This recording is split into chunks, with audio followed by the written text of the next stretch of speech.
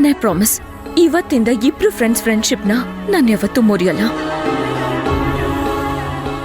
ಊರ್ಮಿಳಾ, ಯಾವ ಮಾತನ್ನ ನೀನು ಮದುವೆ ಆಗಿ ಇಷ್ಟು ದಿನ ಆದ್ರೂ ಅರ್ಥ ಮಾಡ್ಕೊಳ್ಳಿಲ್ವೋ? ಈ ಹುಡುಗಿ ಕೇವಲ 2 ಗಂಟೆಲೇ ಅರ್ಥ ಮಾಡ್ಕೊಂಡ್ಳು.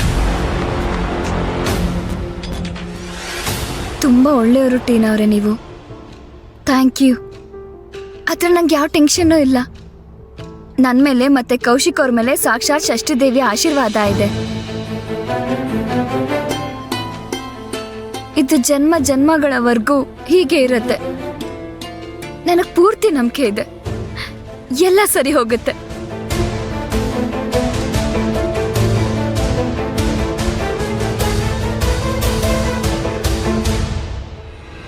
ಅಬ್ಬಬ್ಬಬ್ಬ, ಎಷ್ಟು ಜಾಸ್ತಿ ಕಾನ್ಫಿಡೆನ್ಸ್ ಇದೆ ವೈನಿಧಿಗೆ. ಇರುತ್ತೆ. ಯಾವ ಸಂಬಂಧದ ಶಕ್ತಿ ಬಲವಾಗಿರುತ್ತೋ ಅದು ಯಾವುದೇ ಚಾಡಿ ಮಾತಕ್ಕೂ ಅಧಿಕ ಪ್ರಸಂಗ ತನಕೂ ಬೇರೆ ಆಗೋದಿಲ್ಲ. ಯಾರು ಎಷ್ಟೇ ವಿಷಕಾರಿಯಾದ ಮಾತುಗಳನ್ನ ನನ್ನ ಮೊಮ್ಮಗನ ಕಿವಿಗೆ ತುಂಬಿದ್ರು, ಆದ್ರೆ ವೈನಿಧಿ ಪ್ರತಿ ಸಾರಿ ತನ್ನ ಪ್ರೀತಿನ ಸಾಬೀತು ಮಾಡಿ ಎಲ್ರ ಬಾಯಿನ ಮುಚ್ಚಿಸ್ಬಿಡ್ತಾಳೆ. ಅವಳ ಈ ಆತ್ಮವಿಶ್ವಾಸ ಅವರಿಬ್ಬರ ಸಂಬಂಧನ ಜೀವನ ಪೂರ್ತಿ ಗಟ್ಟಿಯಾಗಿಡುತ್ತೆ.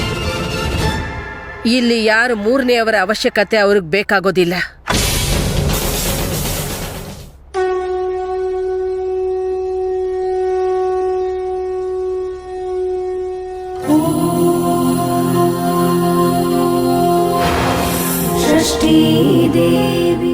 ಮುಖದ್ಮೇಲೆ ಮುಗುಳ್ನಗೆ ಜೊತೆಗೆ ಶಂಕನಾದ, ಇದ್ಯಾವುದರ ಸಂಕೇತ ಅಮ್ಮ?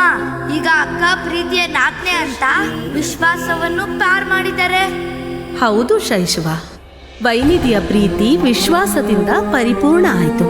ಆತ್ಮವಿಶ್ವಾಸದಿಂದ ಭರಿತಳಾದ ಸ್ತ್ರೀ ಒಂದು ಪಣ ತೊಟ್ರೆ